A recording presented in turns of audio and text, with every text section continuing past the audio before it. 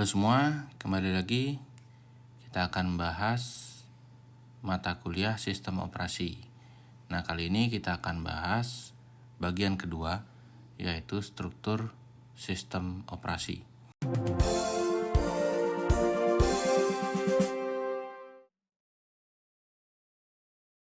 Nah, ini adalah apa yang akan kita bicarakan hari ini ya. Jadi tujuan, kemudian ada struktur sistem operasi yang terdiri dari komponen sistem operasi, layanan sistem operasi, ada sistem call, kemudian ada sistem program, kemudian struktur sistem operasi, dan yang terakhir adalah sistem virtual. Baik, kita akan langsung saja. Yang pertama adalah kenapa kita mempelajari struktur sistem operasi. Nah, di sini diharapkan mahasiswa mampu memahami komponen pada sistem operasi, kemudian manajemen yang diatur oleh sistem operasi, dan layanan pada sistem operasi. Kemudian juga ada beberapa struktur sistem informasi yang perlu juga dipahami. Ya, kita akan masuk ke struktur sistem operasi, dan bagian pertama adalah komponen sistem operasi. Nah, di komponen sistem operasi kita akan bahas manajemen proses, manajemen memori, dan seterusnya ya, sampai pada sistem command interpreter. Kita akan masuk satu persatu. Yang pertama adalah manajemen proses. Nah, apa itu proses? Proses adalah program yang sedang dieksekusi. Ya, nah kemudian apa yang diperlukan oleh sebuah proses? Tentu yang diperlukan adalah sumber daya seperti waktu CPU atau CPU time, kemudian memori, file, perangkat I/O. Nah, kemudian untuk mengaturnya, maka sistem operasi bertanggung jawab pada aktivitas-aktivitas yang berhubungan dengan manajemen sistem atau manajemen proses berikut. Ada 3 di situ. Dari pembuatan dan penghapusan proses sampai menyediakan kelengkapan mekanisme untuk sinkronisasi proses dan komunikasi proses. Selanjutnya kita masuk ke manajemen memori utama. Memori utama adalah ini sebuah array ya, sebuah susunan yang berukuran word atau byte. Nah, setiap array itu memiliki alamat tertentu. Dan yang terpenting adalah memori utama itu bersifat volatile. Artinya apa? Artinya akan hilang ketika padam. Nah, padam ini bisa kita bisa kita padamkan manual atau bisa juga ketika terjadi kegagalan sistem. Nah, kemudian aktivitas-aktivitas manajemen memori di mana sistem operasi ini bertanggung jawab adalah ada 3 ya, dari menjaga dan melihara bagian-bagian memori sampai mengalokasikan dan mendealokasikan ruang memori jika diperlukan.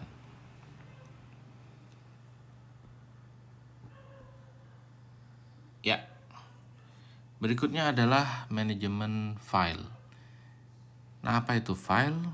File itu adalah kumpulan informasi yang saling berhubungan. Nah, kemudian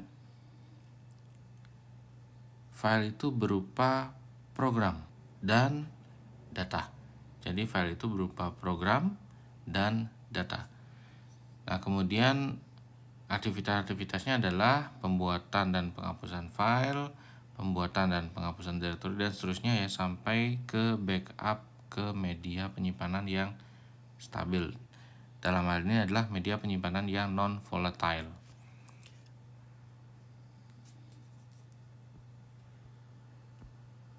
Ya, berikutnya adalah komponen manajemen I/O atau manajemen input output. Nah, kemudian aktivitas yang berkaitan dengan manajemen input output adalah sistem buffering, kemudian antarmuka, kemudian driver untuk device hardware tertentu.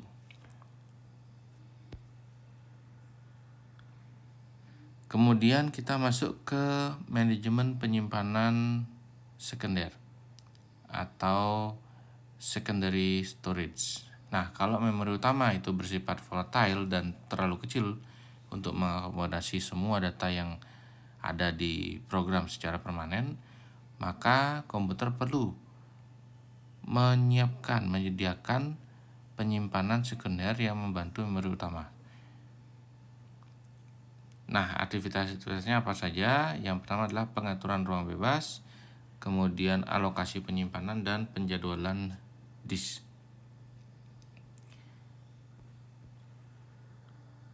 Nah, kemudian yang berikutnya adalah sistem terdistribusi.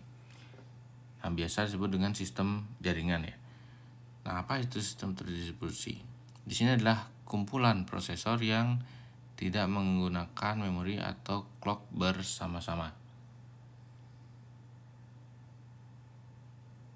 Nah, jadi setiap prosesor itu mempunyai lokal memori sendiri. Kemudian prosesor dihubungkan melalui jaringan komunikasi. Nah, tentu dengan menggunakan protokol juga. Nah, sistem terdistribusi memungkinkan user untuk mengakses sumber daya yang beragam. Nah, di sini beberapa keuntungannya ya. Ini keuntungan ya.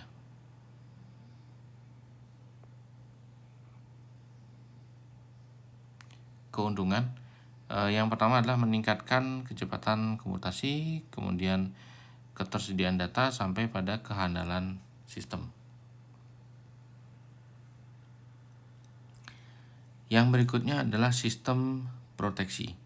Nah, sistem proteksi ini apa? Sistem proteksinya adalah mekanisme untuk mengontrol akses oleh program, proses, atau user pada sistem maupun resource dari user. Nah, kemudian mekanismenya yang harus disediakan oleh sistem meliputi yang pertama adalah membedakan antara pengguna yang sah dan tidak sah. Kemudian menentukan kontrol yang terganggu sampai pada menetapkan cara pelaksanaan proteksinya. Ya, kemudian ada sistem command interpreter. Nah, beberapa perintah yang dimasukkan ke dalam sistem operasi menggunakan pernyataan kontrol yang digunakan untuk manajemen dan pembuatan proses, kemudian penanganan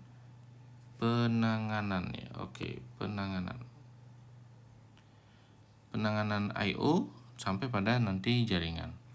Nah, program yang membaca dan menerjemahkan pernyataan kontrol disebut dengan command line interpreter, atau pada sistem Unix itu disebut dengan shell. Nah, fungsinya apa? Fungsinya adalah mengambil dan mengeksekusi pernyataan atau perintah berikutnya.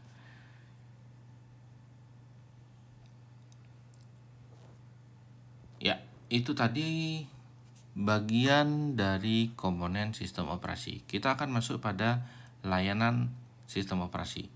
Apa saja layanan sistem operasi? Ya, yang pertama adalah eksekusi program. Nah, di mana sistem operasi itu harus dapat memanggil program ke memori dan menjalankannya, kemudian harus bisa mengakhiri eksekusinya dan dalam bentuk normal atau abnormal. Nah, di mana abnormal itu adalah indikasi terjadinya error. Kemudian operasi-operasi I/O ya, input output. Nah, di sini pada saat program running gitu ya, kemungkinan akan dibutuhkan I/O. Nah, mungkin beberapa file atau peralatan I/O. Nah, agar efisien dan aman, maka user tidak boleh mengontrol I/O secara langsung. Pengontrolan itu dilakukan oleh sistem operasi. Kemudian yang berikutnya adalah manipulasi sistem file. Nah, di sini bagaimana nanti sistem operasi mempunyai kapabilitas untuk membaca, menulis, membuat, dan bahkan menghapus file. Berikutnya adalah komunikasi.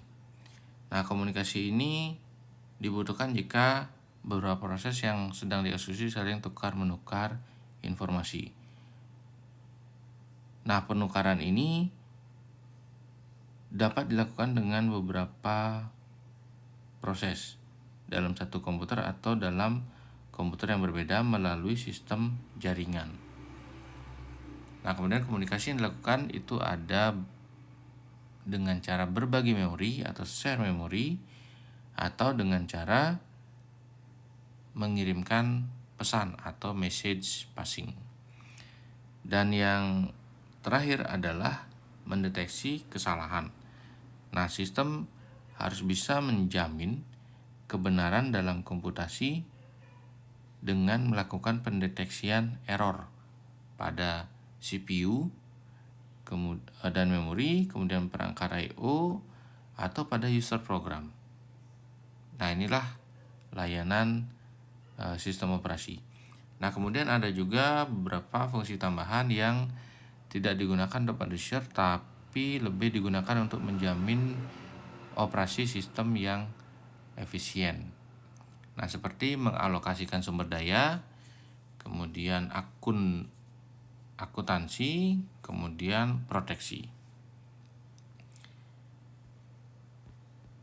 Ya, itu tadi adalah layanan sistem operasi. Kemudian kita akan masuk pada sistem call. Nah, sistem call.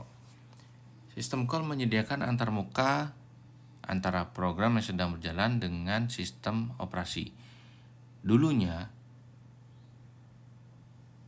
sistem call ini menggunakan bahasa assembly atau bahasa tingkat rendah.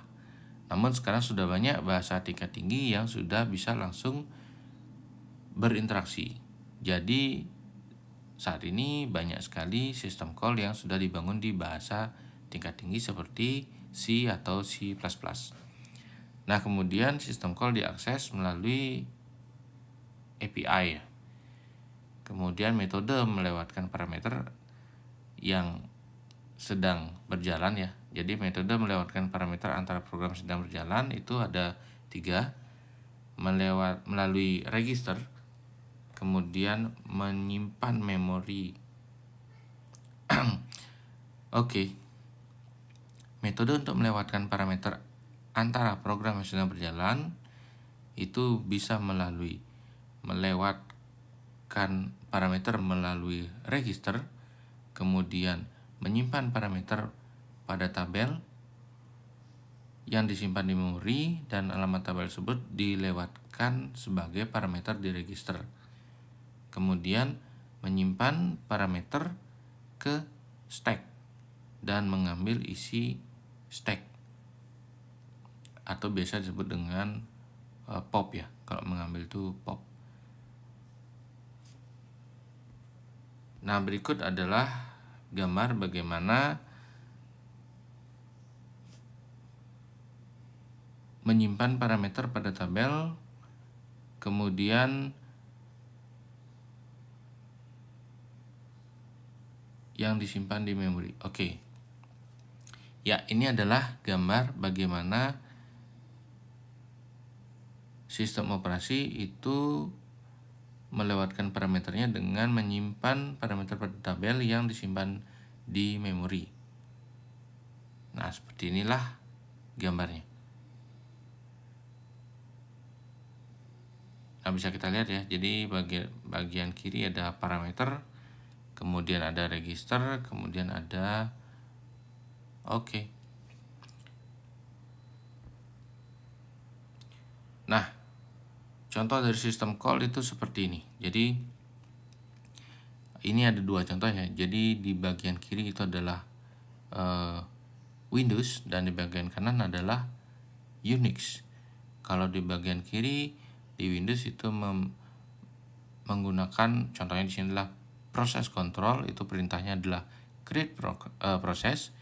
Di bagian Unix atau sistem operasi Unix itu menggunakan perintah fork. Kemudian kalau di manipulasi atau file manipulation itu di Windows menggunakan create file, di Unix menggunakan open, dan seterusnya sampai pada bagian protection. Nah, kalau di Windows menggunakan set file security, di Unix menggunakan chmod. kira-kira itu contoh dari system calls.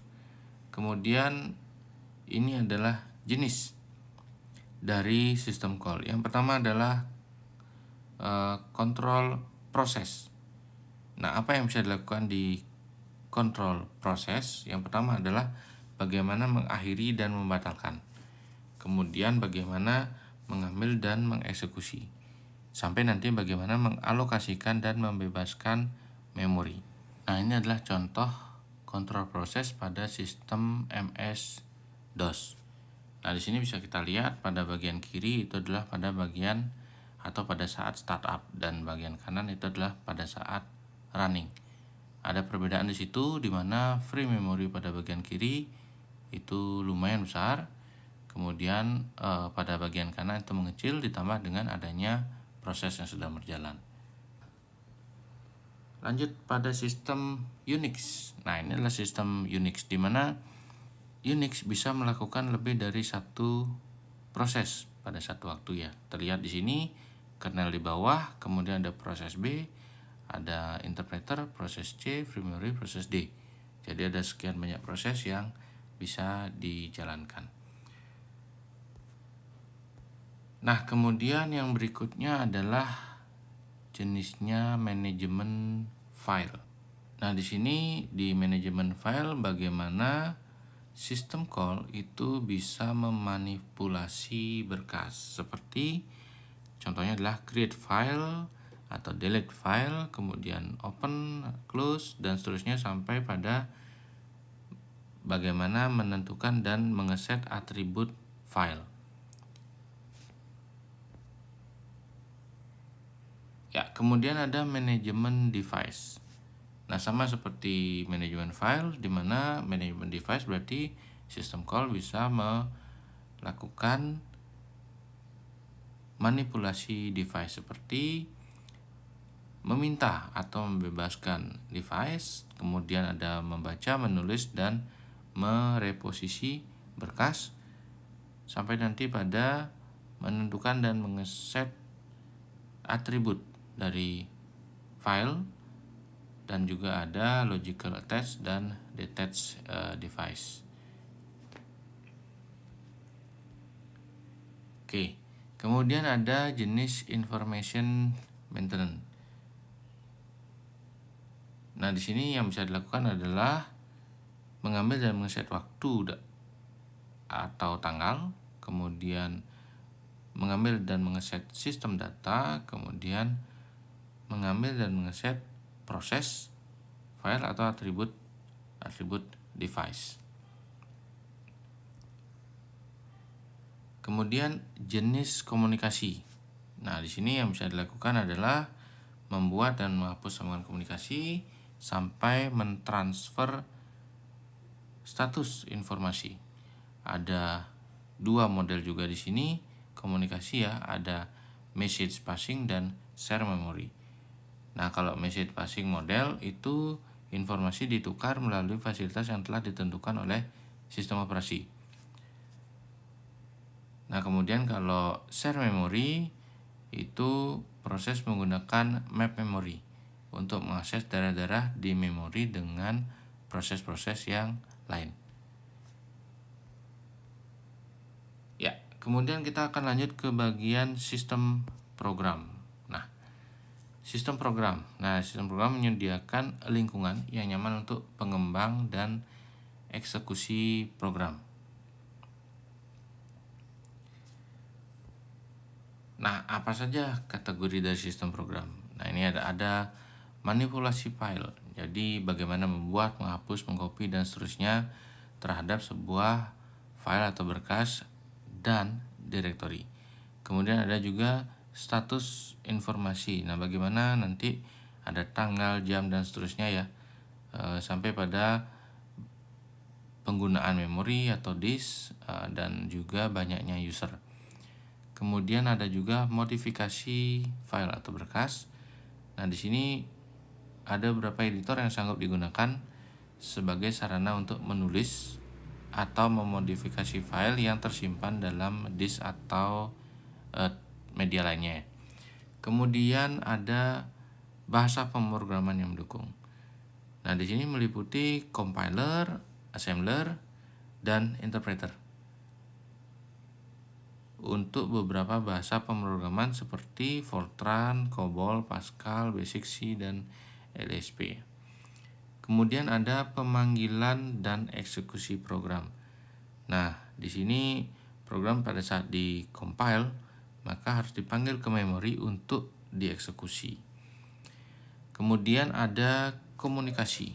Pada komunikasi ini adalah mekanisme untuk membuat hubungan virtual antara proses, user, dan sistem komputer yang berbeda. Dan yang terakhir di kategori ini adalah program-program aplikasi. Nah, di sini sistem operasi harus bisa menyokong program-program yang berguna untuk menyelesaikan permasalahan secara umum atau bentuk operasi-operasi secara umum seperti compiler, pemformatan teks, paket plot, sistem basis data, spreadsheet, dan seterusnya. Ini adalah aplikasi-aplikasi yang bisa dijalankan oleh user. Baik, kemudian kita akan lanjut ke struktur sistem operasi. Nah, di struktur sistem operasi,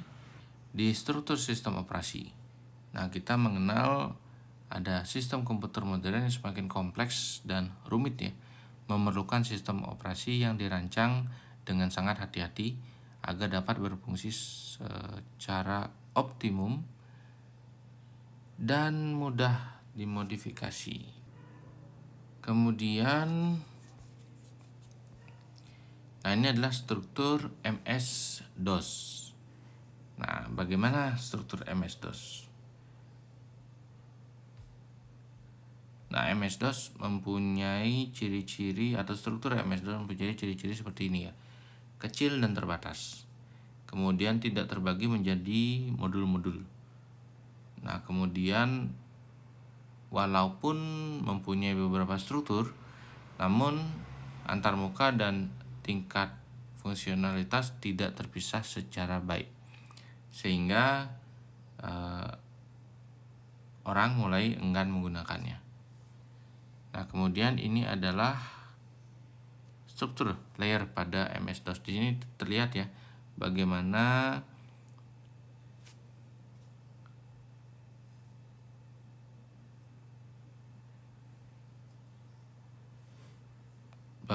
tingkat fungsional itu tidak terpisah secara baik. Seperti misalnya dari application program itu ke resident system program atau bisa dapat langsung ke ROM BIOS. Ya. Nah, berikutnya adalah struktur sistem Unix. Nah, pada sistem Unix itu dibagi menjadi dua ya. Jadi ada kernel dan ada sistem program. Nah, kernel sendiri itu terdiri dari antarmuka sistem call dan hardware atasnya. Nah, kemudian kernel menyediakan sistem file, penjadwalan CPU, dan manajemen memori. Nah, ini adalah struktur dari sistem Unix. Nah, kemudian berikutnya adalah sistem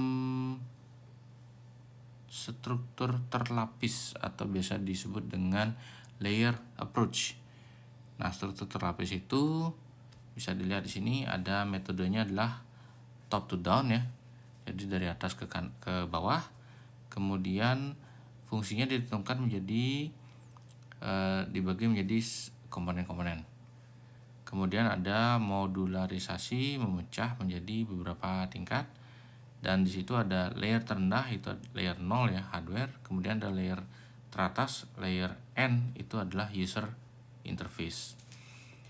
Nah, kemudian ini adalah contohnya ada dua di sini, ada OS DHI ya atau D dan ada Venus. Nah, yang pertama adalah lapisan pada DHI itu ada 5 atau 6 lapisan dari lapis 0 sampai lapis 5.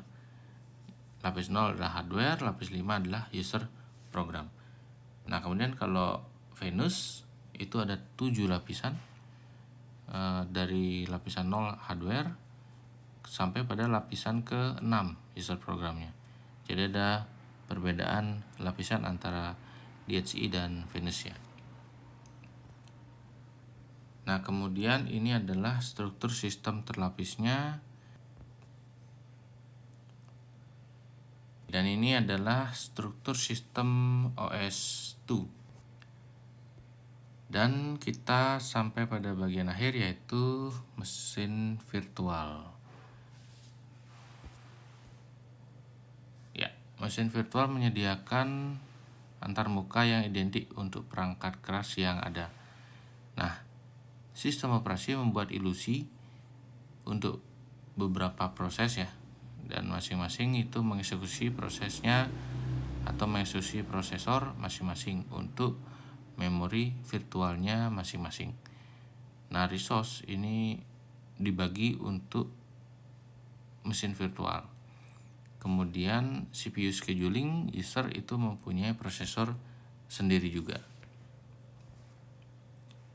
Nah, berikut adalah struktur dari mesin virtual. Nah, di bagian kiri itu adalah sistem yang berjalan biasa ya, jadi tanpa mesin virtual. Nah, di bagian kanan itu adalah sistem dengan mesin virtual. Nah, di mana di situ kernel akan dibagi menjadi sebanyak mesin virtual, kemudian prosesor juga begitu, proses juga begitu, tapi semua itu divirtualkan ya. Jadi hardware itu divirtualkan, proses juga masuk ke dalam virtualisasi. Kira-kira itu materi kita sistem operasi dengan topik atau bab struktur sistem operasi. Silakan kalau ada yang mau bertanya, dan saya akhiri sampai di sini. Semoga bermanfaat. Terima kasih dan sampai jumpa.